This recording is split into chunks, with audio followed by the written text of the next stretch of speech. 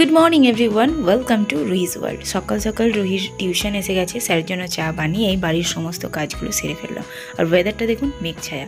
বাড়ির বাসি কাজগুলো সেরে রবিবার তো যে কোনো একটা স্পেশাল কাজ থাকে, তাই বাথরুমটাও পরিষ্কার করে নিয়ে স্নান টান সেরে চলে এসেছি ওপরে পুজো করতে। ওয়েদারটা কিন্তু বেশ ভালো। দেখি আমার গোপাল সোনাকে এবার উঠিয়ে দেবো। এই যে আমার গোপু সোনা, দেখবেন কি করছে, নিশ্চিন্তে ঘুম দিচ্ছে।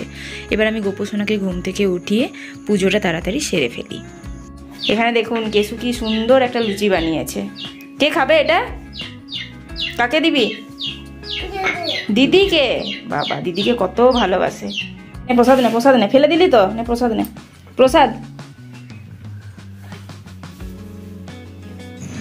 এদিকে আমাদের টফি বুড়ি কি করছে, ও এখানে ঘাস খাচ্ছে। ওপরে চলে আসে, এখন আর নিচে থাকার কোনো কেস নেই, সন্ধ্যের সময় আসে, বাকি সময়টা পুরোই ওপরে। আমার কাছে কিছু নেই রে, কিছু নেই। চলছিস? কি খাচ্ছিস তুই? হ্যাঁ, পুজো সেরে আমি সবজিপাতিগুলো কেটে কুটে রেখে দিয়েছি। আর এদিকে আমার যা জলখাবার তৈরি করতে শুরু করে দিয়েছি। এবার আমি একটু হাতে হাতে করে দেবো। আজ আবার আমার বাবা আসবে, বাবাকে আজ একটা স্পেশাল জিনিস খাওয়াবো। সো দেখি পরে, আজ আবার ফাদার্স ডে, ভালো দিনেই বাবাকে ডেকেছি। পুরিগুলো আমি বেলে বেলে দিচ্ছি আর আমার যা ছেঁকে নিচ্ছে। বলতে না বলতেই বাবা এসে হাজির। প্রায় 10টা নাগাদ বাবা বাড়িতে পৌঁছে গিয়েছে।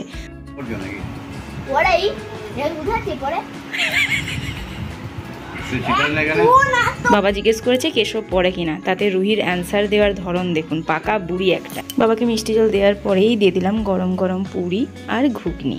দাদুর সাথে সাথে রুহিও একটা নিয়ে বসে পড়ে। জলখাবার খেয়ে আমিও রান্না করতে শুরু করে দিয়েছি। এই যে ঝিঙ্গে আলুর পোস্ত হচ্ছে।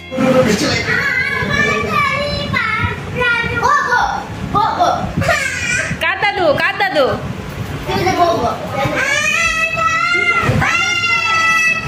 এদিকে মহাবিপদ শুরু হয়ে গেছে। দাদুকে নিয়ে দুই ভাই বোনের তুমুল ঝগড়া। রুহি বলছে আমার দাদু, কেশব বলছে আমার দাদু। আর এটা বাবার জন্য স্পেশাল রান্না। কি হলো, কি করছিস তুই এগুলো? কেক খাবি তুই এখন? না রে, আমি কেকটাকে সাজাচ্ছি। কেন? আজ ফাদার্স ডে বলে। তো বাবা নেই তো এখানে, ভিডিও কলে করব। ও, তার জন্য তুই কেকটা সাজিয়ে। দেখি কেমন সাজাস তুই। জিনিস দিয়ে সাজাবে। এমা গ্রিন কালার। রুহির এখানে কেক সাজানো হয়ে গেছে, যেমন তোর কেক। ওহ, ঠিক আছে, চল বাবাকে ভিডিও কলটা করি।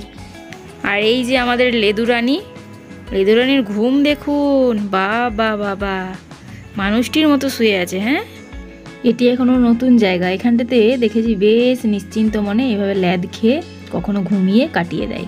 তো বাবাকে দিই যেখানে ভেড়ার মাংস ফার্স্ট টাইম খাচ্ছে, বলো কেমন লাগছে? দারুণ লাগছে, খুব সুন্দর। মানে কিসের মতো? খাসি মাংসের মতনই লাগে। গন্ধ ছাড়ছে নাকি? না, ঠিক আছে, একদম খাসি মাংসের মতো লাগছে। দুপুরে খাওয়া দাওয়ার পর একটু রেস্ট করে 4:30টার দিকে আমরা বেরিয়ে পড়েছি বাজার যাওয়ার জন্য। আজ ফাদার্স ডে, বাবাকে তাই বলেছি চলো একটু ঘুরিয়ে আনছি। বাবা জানে না বাবার জন্য আমি একটা জিনিস কিনতে যাচ্ছি। 2 মিনিট বেরোতে না বেরোতেই প্রচুর বৃষ্টিতে আমাদের জামা কাপড় সব ভিজে গিয়েছিল, তাই আমরা বাড়ি রিটার্ন করেছি। এসে 1 ঘন্টা পর প্রায় 5:30 পৌনে 6টা নাগাদ আমরা আবার বেরিয়েছি জলটা থামার পর ড্রেস চেঞ্জ করে। এদিকে আমাদের রাস্তা তো জানেন, বৃষ্টি হলেই সেটা নদীতে পরিণত হয়ে যায়। দাদুর কাছে ছোট্ট একটা বাসের টিকিট ছিল, সেটা একটা নৌকো বানিয়ে দিয়েছি। আর রুহি সেইটাই নৌকো ভাসিয়ে খুব আনন্দ পাচ্ছে। আমি বলি একটা বড় নৌকো হলে এটা বেশ হতো, কাশ এরকম একটা নৌকোই করে রাস্তাটা পার করতে পারতাম। এত জল আর কাদা রাস্তাটার মধ্যে। যাই হোক, প্রায় 10 মিনিট ওয়েট করার পর আমরা একটা টোটো পেয়ে গিয়েছিলাম অনেক কষ্ট করে। এরপর আমরা চলে যাচ্ছি বাজার। যেহেতু আজ রবিবার ছিল, তো বাজারে প্রায় প্রচুর দোকান বন্ধ। ভাবলাম কি জানি যে জিনিসটা কিনতে যে সেটা বন্ধ কিনা। যাই হোক, আমরা নেমে পড়েছি আমাদের গন্তব্যস্থলে। বাবার জন্য একজোড়া জুতো কিনে দেবো। দাদুকে সারপ্রাইজ দেওয়ার জন্য রুহি তখনও বলেছিল যে চলো দাদু, আমি আমার জুতো কিনবো। তারপর যাই হোক, বাবাকে অনেকগুলো জুতো দেখানোর পর একটা জুতো আমরা পছন্দ করে নিলাম।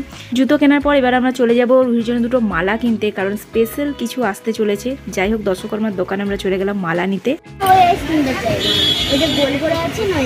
বাস এখান থেকে মা মেয়ে আমরা 2টো আইসক্রিম পছন্দ করে নিলাম। আর কেশবের জন্য নিয়ে চলে যাচ্ছি পেস্ট্রি। বাবা বললো কিছু খাবো না। বাস আজকের দিনটা আমাদের কিন্তু খুব ভালো কাটলো। আপনাদের এই ব্লগটা কেমন লাগলো অবশ্যই কিন্তু জানাবেন। বাই।